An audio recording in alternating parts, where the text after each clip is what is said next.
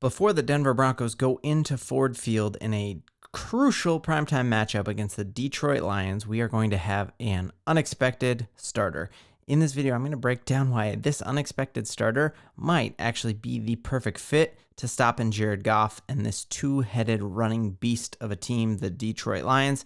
If you're new to this channel, my name is Ben. I break down all things Denver sports, and we have a doozy for us today. So much to get to. So it is Save Your Marriage Saturday. Try not to get divorced Saturday. It's that Saturday in December where our wives want us to Christmas shop and go look at all the lights and do fun things, and all we want to do is watch football, because every single one of these games today really has some pretty big playoff implications for the Denver Broncos. We got right before our game kicks off, we have Steelers and Colts, both who are above us in the power rankings, in the playoff rankings.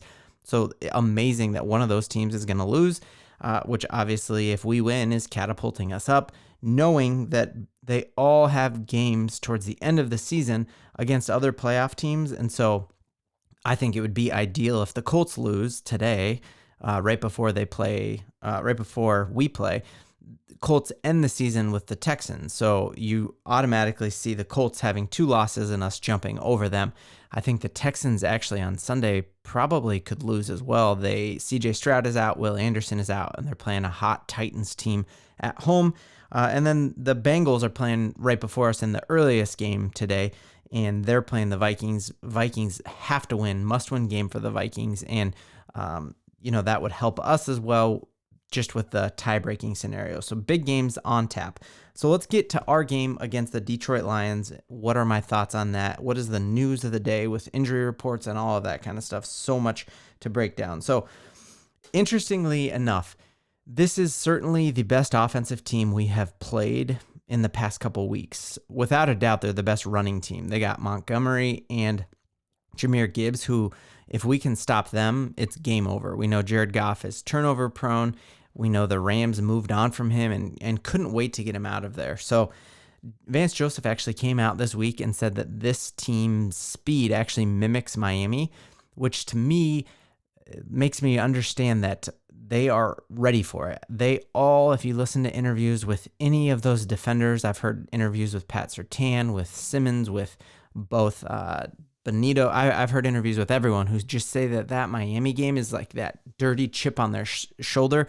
Nobody wants to see 70 points scored against them. And so they are going to be up for this in a way that Vance Joseph has already kind of framed this in their mind as, hey, this is our chance to prove to the world that we're a good defense, that every screen is on this. There's no other game that you can watch. There's no college game. There's nothing else. Every TV in America is going to have this Broncos defense on. And he's kind of painted it to those players as this is your chance to show the world that Miami game was the biggest fluke ever and that we are a legit defense. So now we're going into that banged up, the most banged up we've been. We are still healthier than most teams in the NFL, which is a great thing. But the big news of the day is that Nick Bonnito is out. The great news is that I was expecting to hear right away after he was carted out of that blue tent. I expected him to go on IR. I expected it to be an ACL or something like that. They've still been really coy with it, but the fact that they haven't ruled him out or put him on IR makes me think that he's going to be there for the playoffs. So he's out this week. And so the big thing that's going to happen is, how are we going to fill that spot? We know after last year, he was very hit or miss. We weren't happy with him, but this year, he actually has more sacks than Aiden Hutchinson on the other side. He's getting pressure. And so what are we going to do without him? We're going to get into that. The big question mark is what's going to happen with PJ Locke. And I got information on that and what I think about that. So as teased in the title of this video is who is going to step in for him, who is the unexpected starter. And I think what we're going to see, in fact, I'm 90% sure this is what we're going to see, is that Drew Sanders is going to fill in at that will linebacker spot. So you see Bonnito is out, and so Thomas Incoom is technically his backup for that position. He only has one tackle all year, and Bonnito went down very early in that Chargers game, and who filled in for him, who played that will position the rest of that game and played it very, very well was Drew Sanders. And so I think that is actually a fantastic thing. If you look at the strength of this Detroit Lions offense, it is running the ball, and Bonnito's only weakness truly was against the run. You saw last year teams really press him in that he had just the speed rush move that was unbelievable, and you see that this year, which is why he has 7 sacks already. But his one vulnerability is his ability to stay stout against the run, and some of the coaching staff actually think Sanders is better at playing the run than Bonnito. So maybe this thing that we've really put up in our mind is, oh man, we're in big trouble. Maybe it actually is a good thing, because I think Drew Sanders will rise to the occasion. Picked him in the 3rd round. You just look at all of our draft picks from this last class with Mims playing out of his mind. We're so happy with how he's looked. We're so happy with our undrafted free agents in Jaleel McLaughlin and Jaquan McMillian. And so the fact is, like, we should have high hopes with a guy that we picked in the 3rd round. If we've hit on all of these other things, what would make us think that we didn't hit with Drew Sanders? And he now has more than half of a season under his belt. He's had an incredible coach in Vance Joseph to help him see the ropes, and I think that is very good for us. So the other big question is this PJ Locke question right here. He is questionable for the game. I am going to come out and say that I am pretty positive that PJ Locke is going to play tonight, and he's going to play well. And the reason I feel that is that he actually had that game-sealing sack against the Chargers on last week, even though he had gotten hurt right before it. And so if he had injured that neck, injured that throat area, and played through and played well at the end, he is a very, very tough player. We remember right after the Kareem Jackson suspension, he wasn't supposed to play that next game because of a knee injury, and he gutted it out and played extremely well.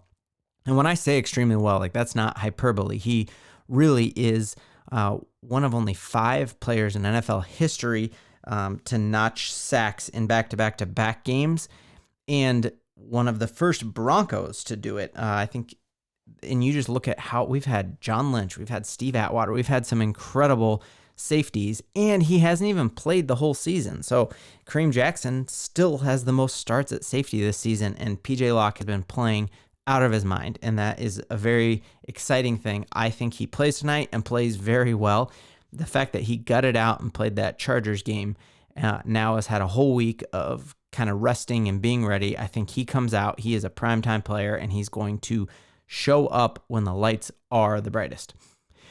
So looking at our playoff standings, what happens? This is a game where I'm getting greedy. We do not need this game to make the NFL playoffs, but this is a statement game.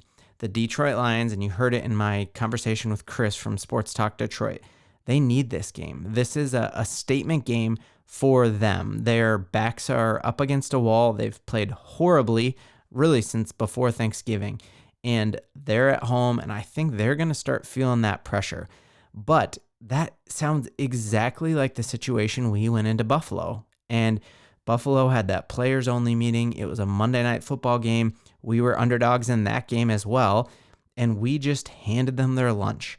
And I would just say, if I were to ask you at the beginning of the year, what do you think is an easier place to play? Go play in Detroit on a Saturday night when you're hot, or go play in Buffalo? And I think we all would rather play in Detroit than in Buffalo. And you look here, I'd rather have Russell Wilson than Jared Goff. I'd rather have our defense, without a doubt. Their defense is hot garbage, and I feel very good about that. We are a better team. We can go in and win this. And if we go in and win this game tonight, we are going to be 8-6, which, could you ever even imagine that? Knowing that one of these teams, either the Colts or the Houston Texans, will also be 8-6, which is bumping us up. We know this. Oh, sorry. The Steelers or the Colts. One of them is going to be 8-6. Browns have a tough game against a Bears team that's bouncing back, and the Browns are going to be playing Joe Flacco. They're so decimated on their offensive line. They're out their starting running back. So you could see the Browns lose, and we win the tiebreaker with the Browns. So you could see us vault up into that situation. And then the Texans are playing the hot Titans without C.J. Stroud, without Will Anderson. and you just look at all of these teams here have backup quarterbacks, you would rather have Russell Wilson than any of them. So this is a statement game. If we win this game tonight, the playoffs are a lock, not mathematically, but the playoffs are a lock because we would have proven that we're the type of team that can stomp you on the ground, that we can rip your heart out, that when you need to win the most, we are the ones who are just quenching or we're just dousing all of the hope that you might have. So very exciting night to be a Broncos fan. I cannot wait. Hope you are here for the post-game reaction. Broncos country, it is time to ride.